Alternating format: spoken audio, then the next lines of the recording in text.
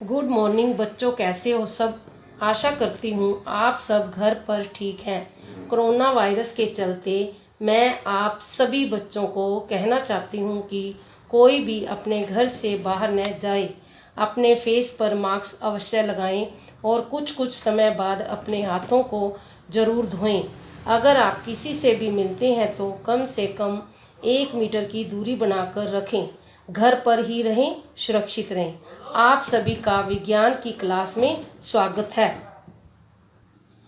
Lesson 6 दहन और ज्वाला।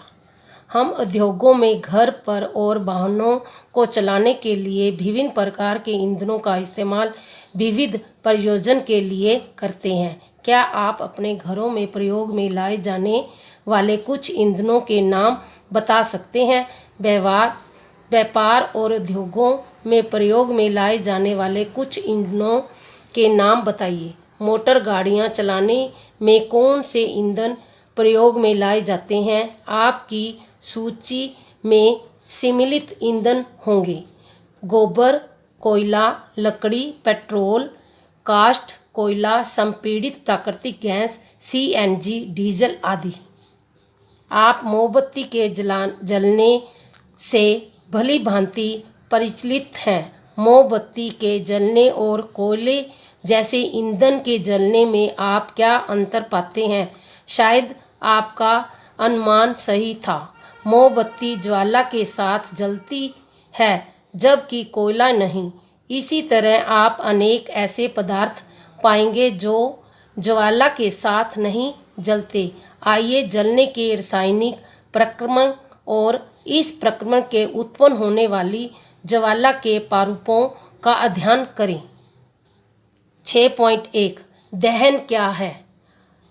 दहन क्या है? आप अपनी पिछली कक्षा में किए गए मैग्नीशियम के दहन के क्रियाकलाप को याद कीजिए। हमने देखा था कि मैग्नीशियम जलकर मैग्नीशियम ऑक्साइड बनाता है और प्रकाश तथा ऊष्मा उत्पन्न करता है। चित्र 6.1 इसी प्रकार का प्रयोग हम एक कास्ट कोयले का टुकड़ा लेकर कर सकते हैं। कास्ट कोयले के टुकड़े को संडासी की सहायता से पकड़िए और एक बुसेन बर्नर अथवा मोमबत्ती की ज्वाला के निकट लाइए। आप क्या देखते हैं? आप पाते हैं कि कास्ट कोयला वायु की उपस्थिति में जलता है। हम जानते हैं कि कास्ट कोयला वायु में जलकर कार्बन डाइऑक्साइड, प्रकाश और ऊष्मा उत्पन्न करता है। उस रासायनिक प्रक्रमण को जिसमें पदार्थ ऑक्सीजन के साथ अभिक्रिया करके ऊष्मा उत्पन्न करता है, दहन कहते हैं। जिस पदार्थ का दहन होता है उसे ब्रह्म कहते हैं। इसे ईंधन भी कहते हैं। ईंधन ठोस, द्रव या गैस हो सकता है। कभी कभी दहन के समय एक लौ के रूप में अथवा ज्वाला के रूप में प्रकाश भी उत्पन्न होता है। ऊपर दी गई अभिक्रियाओं को कास्ट कोयला और मैग्नीशियम द्रव्यमान पदार्थ कहते हैं। 6.2 हम आग पर नियंत्रण कैसे पाते हैं? आपने दुकानों, घरों और कारखानों में आग लगते अवश्य ही देखा जा सुना होगा।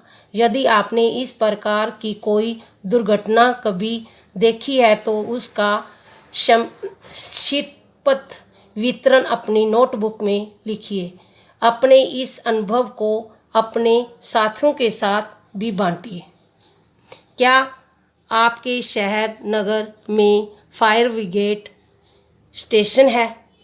जब किसी क्षेत्र में फायर ब्रिगेड आती है तब वह क्या करती है? वह आग पर पानी डालती है। पानी ज्वलनशील पदार्थों को ठंडा करता है जिससे उनका ताप उनके ज्वलन ताप से कम हो जाता है। ऐसा करके आग को फैलने से रोका जा सकता है। जल वाष्प ज्वलनशील पदार्थ को घेर लेता है जिससे इसे जलने के लिए वायु की आपूर्ति बंद हो जाती है, जिसके कारण आग बुझ जाती है। आप जानते हैं कि आग उत्पन्न करने के लिए 3 आवश्यकताएं होती हैं। क्या आप इन आवश्यकताओं की सूची तैयार कर सकते हैं? ये आवश्यकताएं हैं: ईंधन, वायु ऑक्सीजन आपूर्ति के लिए एवं ऊष्मा। ईंधन का ताप उसके ज्वलन ताप से अधिक करने के लिए इसमें से एक या अधिक आवश्यकताओं को हटाकर आग पर नियंत्रण किया जा सकता है। आग बुझाने वाले का कार्य वायु की आपूर्ति को बंद करना या ईंधन का ताप उसके ज्वलन ताप से कम करना या दोनों होते हैं। ध्यान दीजिए कि अधिकतर स्थितियों में ईंधन को हटाया नहीं जा सकता। उदाहरण तौर पर यदि किसी भवन में आग लगती है तो पूरा भवन ही ईंधन के रूप में होता है। 6.3 दहन के प्रकार। गैस लाइटर अथवा एक जलती हुई माचिस की तीली को रसोई में गैस स्टोव के समीप लाइए। गैस स्टोव का नॉब घुमाकर गैस स्टोव को चालू कर दीजिए। आप क्या देखते हैं? हम देखते हैं कि गैस तेजी से जलने लगती है तथा प्रकाश और ऊष्मा उत्पन्न करती है।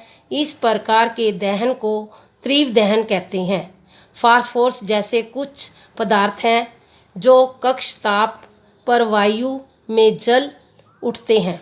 इस प्रकार का दहन, जिसमें कोई पदार्थ बिना किसी प्रत्यक्ष के कारण अचानक लपटों के साथ जलना शुरू कर देता है, उसे स्वत दहन कहते हैं। हम त्योहारों, शादियों पर अक्सर आतिशबाजी करते हैं। जब पटाखे जलाते हैं तो आकस्मिक अभिक्रिया होने पर प्रकाश उत्तमा ध्वनि उत्पन्न होती है। अभिक्रिया में उत्पन्न हुई गैस बड़ी मात्रा में निकलती है। इस प्रकार की अभिक्रिया को विस्फोट कहते हैं। पटाखे पर अधिक दाब डालने पर भी विस्फोट हो सकता है। 6.4 ज्वाला। एलपीजी ज्वाला का अवलोकन कीजिए। क्या आप उत्पन्न वाली ज्वाला के रंग के बारे में बता सकते हैं? एक मोमबत्ती ज्वाला का रंग कैसा होता है? पिछली कक्षा में मैग्नीशियम रिबन को जलाने के अपने अनुभव को याद कीजिए। यदि आपको सारणी 6.2 में शेष सभी वस्तुओं को जलाने का अनुभव नहीं है तो आप उन्हें अब कर सकते हैं। अपने प्रश्नों को नोट कीजिए और सारणी में लिखिए कि पढ़िए ज्वलनशील है या नहीं। चित्र जैसे कि 6.8 में मोमबत्ती की एवं रसोई घर के स्टोव ज्वालों के रंग ये सामने दिए गए हैं।